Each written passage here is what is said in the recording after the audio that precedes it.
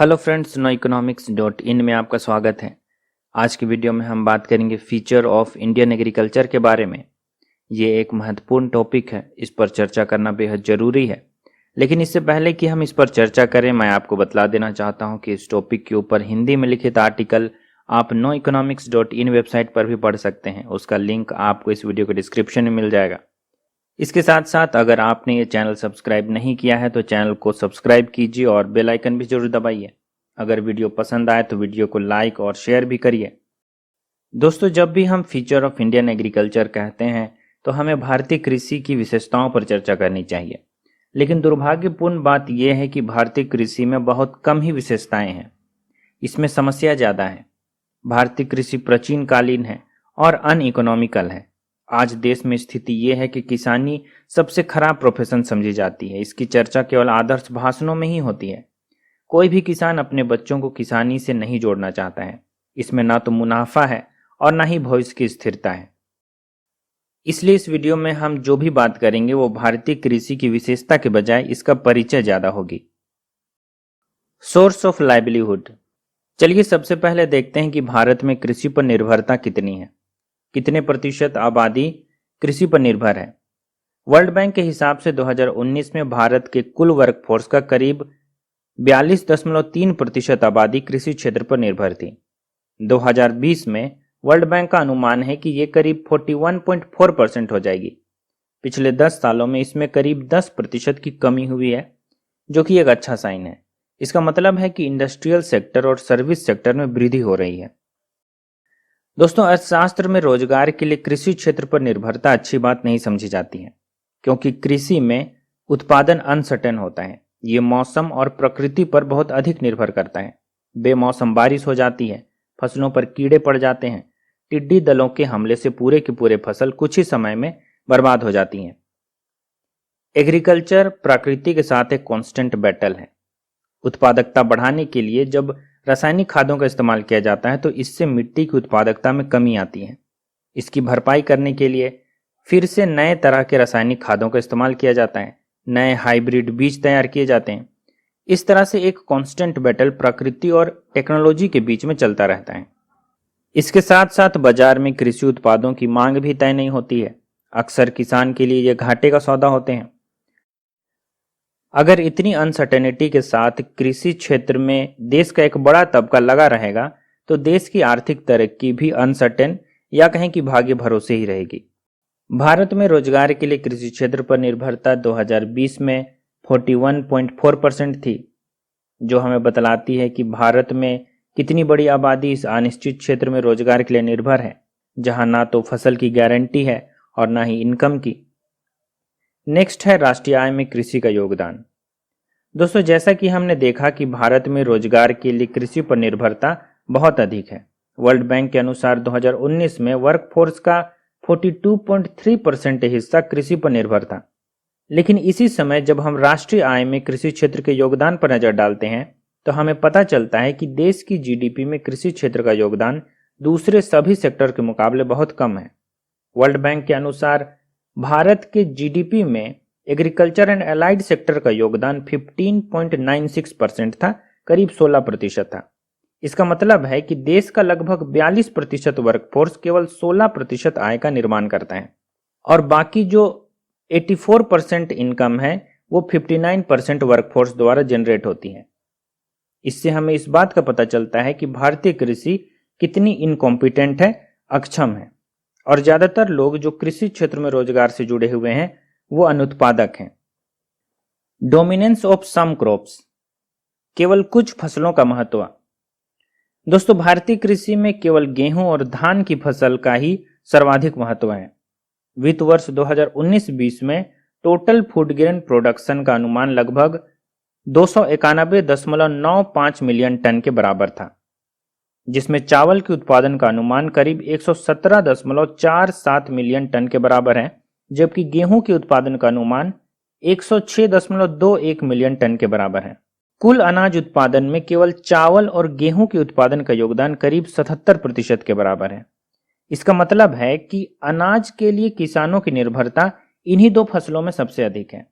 ऐसे में अगर धान और गेहूं के फसल किसी साल बर्बाद हो जाएं या उनकी कीमत सही नहीं मिले तो किसान को भारी नुकसान होगा। हालांकि इसी से बचाने के लिए भारत सरकार गेहूं और चावल पर मिनिमम सपोर्ट प्राइस देने का वादा करती है, लेकिन व्यवहारिक रूप में कई बार किसानों को फसल एमएसपी से भी कम कीमत पर बेचनी पड़ती है। नेक्स्ट है लो प्रोडक्टिविटी। दोस्तों, भारत में दो मुख्य खाद्यान्न फसल हैं, गेहूं और चावल, जैसा कि हमने अभी बात की है। लेकिन भारत में समस्या ये है कि गेहूं और चावल की पर हेक्टेयर प्रोडक्टिविटी बहुत कम है। 2019 में भारत के अंदर वीट यानी कि गेहूं के लिए टोटल कल्टीवेटेड एरिया करीब 29.8 मिलियन हेक्टेयर के आसपास थी, जहां कुल उत्पादन करीब 106.2 मिलियन टन के बराबर होती थी। ऐसे में गेहूं का प्रति हेक्टेयर उत्पादन करीब 3.5 थाउजेंड किलोग्राम प्रति हेक्टेयर बैठता है, 3.5 हजार किलोग्राम प्रति हेक्टेयर बैठता है। इसी समय यानी कि 2019-20 में फ्रांस के अंदर प्रति हेक्टेयर गेहूं का उत्पादन करीब 7.91 हजार किलोग्राम प्रति हेक्टेयर था, जबकि ब्रिटेन में 8.3 हजार किलोग्राम प्रति हेक्टेयर था। चाइना में ये 5.6 हजार किलोग्राम और कनाडा में करीब 3.6 हजार किलोग्राम और मेक्सिको में 5.6 हजार किलोग्राम प्रति हेक्टेयर था।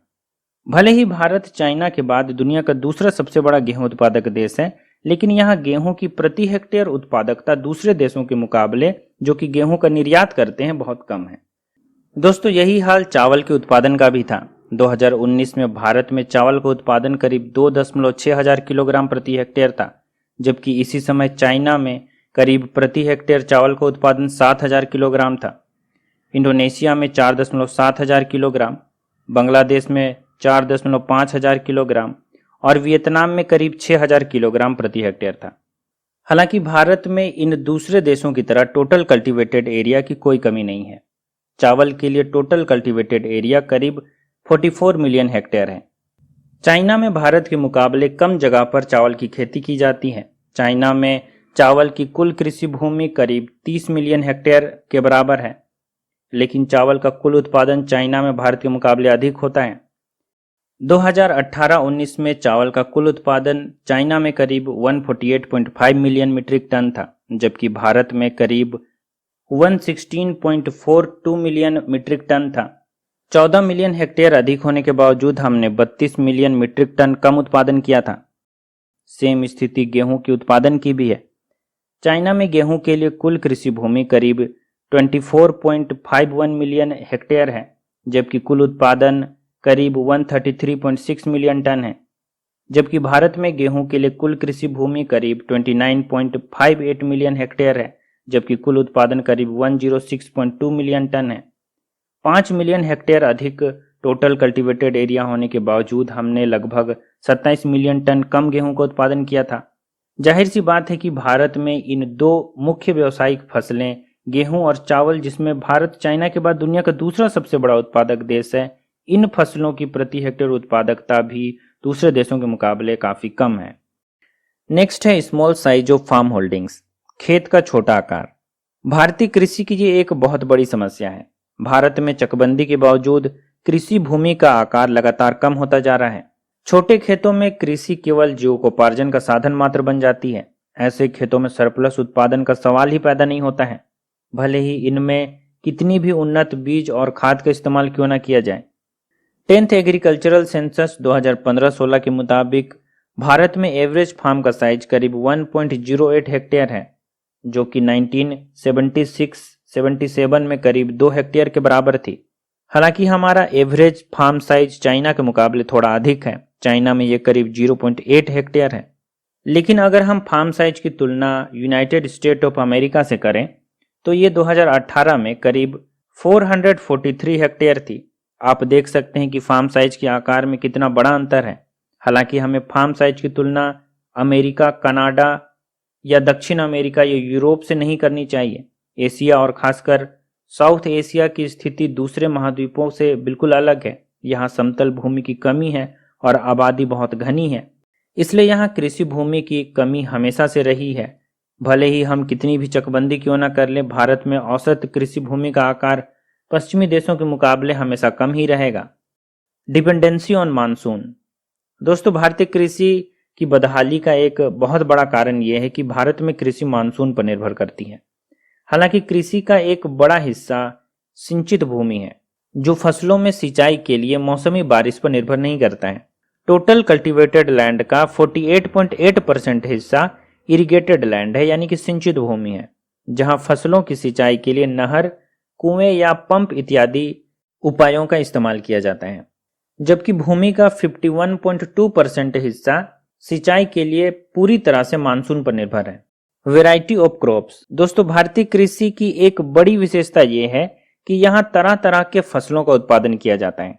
हालांकि भारत में गेहूं और चावल दो बड़े कमर्शियल फसल हैं जो कुल फूड ग्रेन का करीब 77% हिस्सा कवर करते हैं। लेकिन इसके बावजूद मक्का, बाजरा, जौ, चने, दाल इत्यादि भी काफी मात्रा में यहाँ उगाए जाते हैं। इसके साथ साथ गन्ना, जिसे शुगर केन भी कहा जाता है, ये भी एक बड़ा सीजनल फसल है। 2018-19 में भारत में करीब 400 मिलियन टन गन्ने का उत्पादन किया गया था। उत्तर प्रदेश, महाराष्ट्र और उड़ीसा गन्ने के 3 बड़े उत्पादक राज्य हैं। भारत में फलों और सब्जियों का भी भारी मात्रा में उत्पादन होता है। 2019 में भारत में करीब 98 मिलियन मीट्रिक टन फलों का उत्पादन किया गया था। इसमें आम, अंगूर, सेब, संतरा, केला, अमरूद, पपीता, चीकू और तरबूज मुख्य फल थे।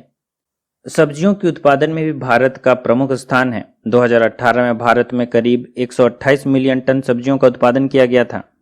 भारत चाइना के बाद दूसरा सबसे बड़ा वेजिटेबल प्रोड्यूसर कंट्री है। आलू, टमाटर, प्याज, बैगन, गोभी, फूलगोभी, मटर और भिंडी कुछ प्रमुख सब्जियां हैं। Seasonal pattern of cultivation. Bharat में 3 मेजर क्रॉप सीजन है, जो भारतीय कृषि की एक बड़ी खासियत है। इसमें पहला है खरीफ सीजन, जो जून से एंड ऑफ अक्टूबर तक समझी जाती है। यानी खरीफ सीजन बारिश शुरू होने के साथ और ठंड का सीजन शुरू होने से पहले तक की अवधि तक के बीच समझी जाती है। खरीफ सीजन की मुख्य फसलें हैं चावल, मक्का, कपास, तिल, मूंगफली, मूंग और उड़द की दालें और सोयाबीन इत्यादि। दूसरा है रबी सीजन, जो मिड ऑफ नवंबर से अप्रैल मई तक समझी जाती है। इन फसलों का समय ठंड का मौसम शुरू होने से पहले और गर्मी के शुरुआत के बीच का समझा जाता है। रबी सीजन की मुख्य फसलें हैं गेहूं, जौ, ज्वार, बाजरा, सरसों, चना, तिलहन इत्यादि। तीसरा है जायद सीजन, जो रबी और खरीफ सीजन के बीच छोटी अवधि के लिए समझी जाती है। ये सीजन मार्च और जून के बीच होती है। जायद सीजन में मुख्यतः सब्जियां उगाई जाती हैं। दोस्तों, इस तरह ये कुछ मुख्य बातें हैं जो भारतीय कृषि की विशेषता को बतलाते हैं। दोस्तों, अगर आपको ये वीडियो पसंद आया हो तो इसे लाइक कीजिए, शेयर कीजिए और चैनल को सब्सक्राइब कीजिए, क्योंकि जब भी आप हमें लाइक, शेयर और सब्सक्राइब करते हैं तो इससे हमें बड़ी प्रेरणा मिलती है नई वीडियो बनाने में। वीडियो देखने के लिए आपका धन्यवाद।